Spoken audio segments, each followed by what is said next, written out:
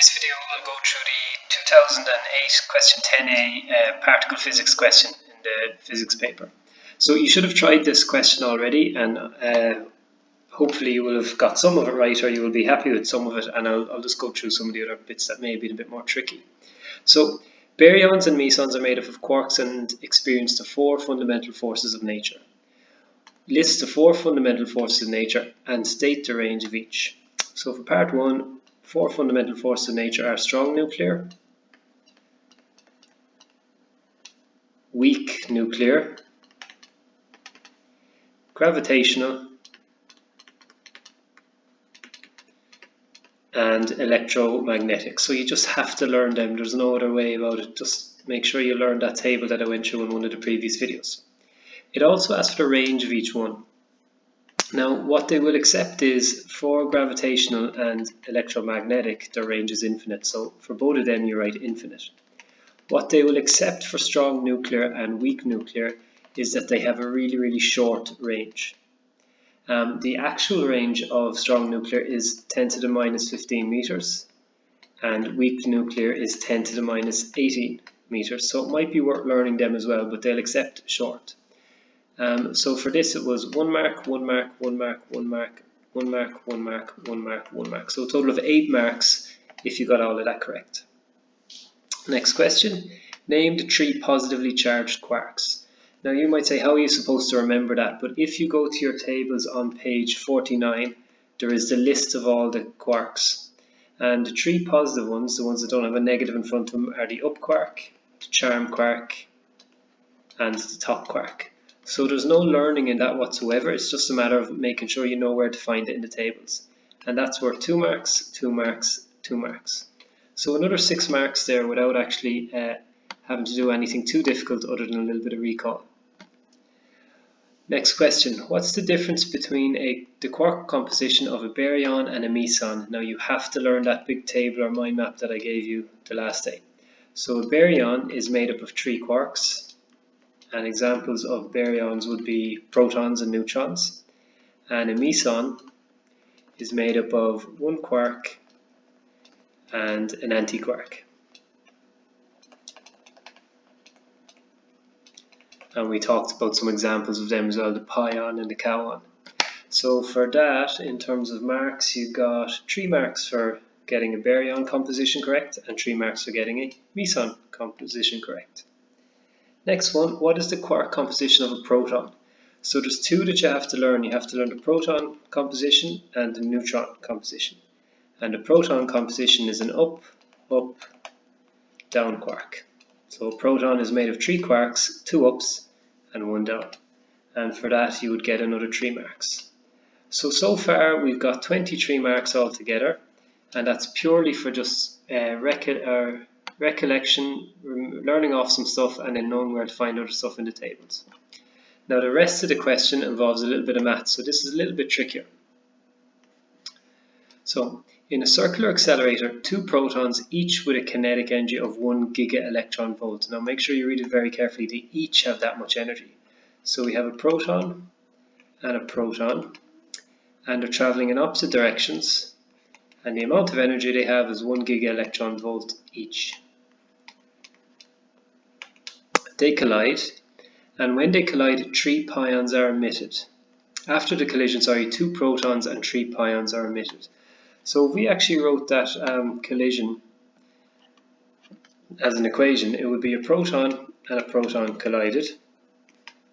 After the collision, 2 protons were emitted, so the 2 protons still were emitted, and 3 pions. And the symbol for pion is pi.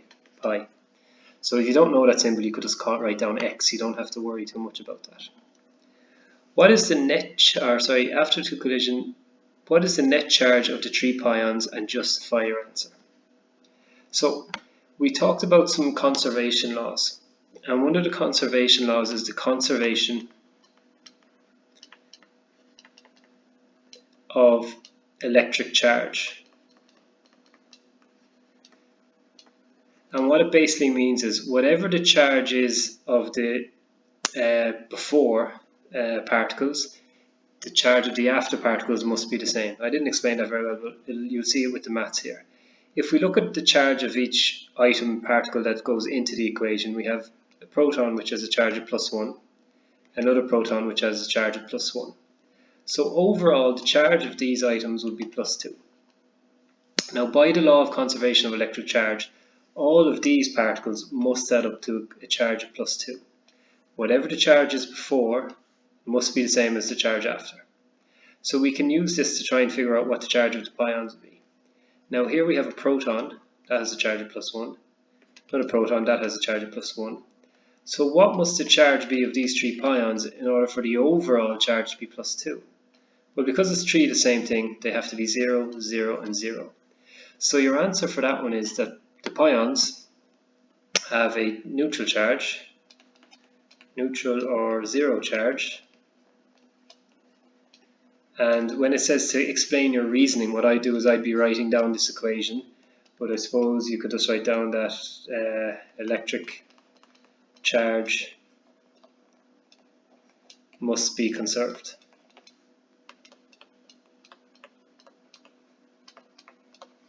So that's that one. Okay. Next question. Marks for that one were 6 marks for the first bit and 3 marks for the next bit. So 9 marks for that, which is pretty generous. So calculate the combined kinetic energy of the particles after the collision and then the maximum number of pions that could have been created. Now notice in this question they've given you some information here. They've told us the mass of a proton, the mass of a pion, and they've given us the speed of light. So if this is the value for the speed of light they give us, this is the one we should use. And they've given us the charge of an electron. So the first bit is find the combined kinetic energy of the particles after the collision. Now let's think about this. I'll just write this out again. We have a proton and a proton. Oh, let's hang on. We have one of the other things that we said that must be conserved is energy / mass. Energy, mass must also be conserved. Because remember, energy and mass are 2 sides of the same coin. Mass is basically stored energy. So let's look at the amount of energy and mass we have going into the collision. Well, we have all the mass of the protons, and each one of those has 1 giga-electron-volt of energy. So our total energy going in would be 2 giga-electron-volts because each one has a giga-electron-volt of energy. In other words, kinetic energy due to how fast it's moving. Collision happens, we get a proton out, we get 3 pions, and then those pions are going to be moving as well, so they're going to have some kinetic energy. The question is, how much kinetic energy do they have? Now if you think about this, a proton went in and a proton went out, so we don't need to worry about them. This proton went in, this proton went out. But out of this 2 giga-electron volts of energy, 3 pions were made. And then whatever was left over obviously went to the kinetic energy. So if we want to find out how much kinetic energy there is after the collision, we need to find out how much energy was required to make 3 pions. And we do that using Einstein's famous equation, E = mc². They've given us the mass of the pion in the question, and that was 2.4842. Use all the numbers they give you times 10 to the minus 28. They gave us a speed of light, which is 2.9979 times 10 to the 8 squared, and that gives us 2.2327 times 10 to the power minus 11 joules. So that's the amount of energy you would get or you would require to make 1 pion. That's in joules though, because anytime you use E = mc² you get your answer in joules. So what we could do next is convert it to electron volts. And we've done this a few times now, so it's 2.2327 times 10 to the minus 11 divided by 1.602 times 10 to the minus 19. That's on page 46 of your tables, what 1 electron volt is. And we get 1.3935 times 10 to the 8 electron volts. So that's the amount of energy in electron volts required to make 1 pion.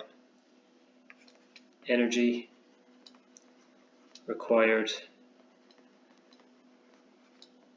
for 1 pi. There's 3 of them, so we need to multiply that by 3. So energy required for 3 pions would be that number multiplied by 3.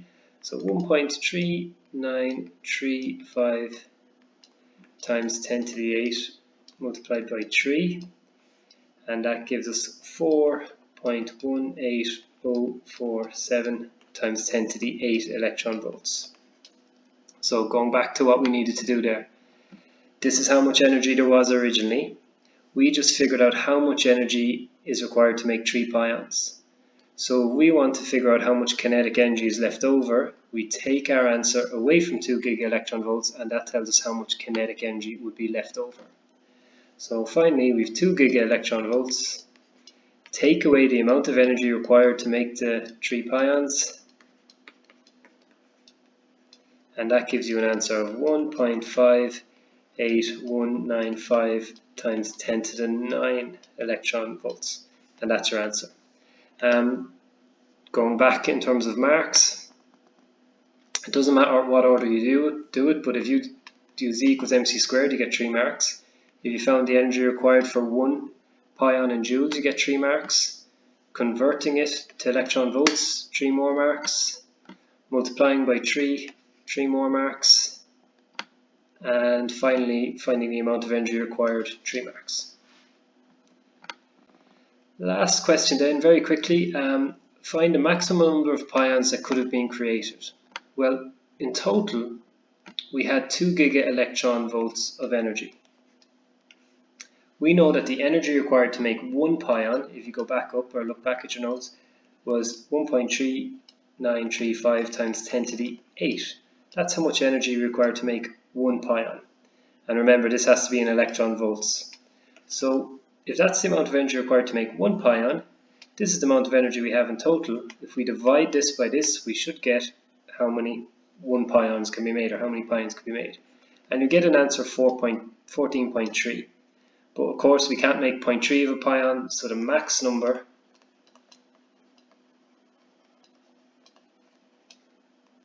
is going to be 14 pions. And in terms of marks for that last section, that was worth 3 marks, and that was worth 3 marks.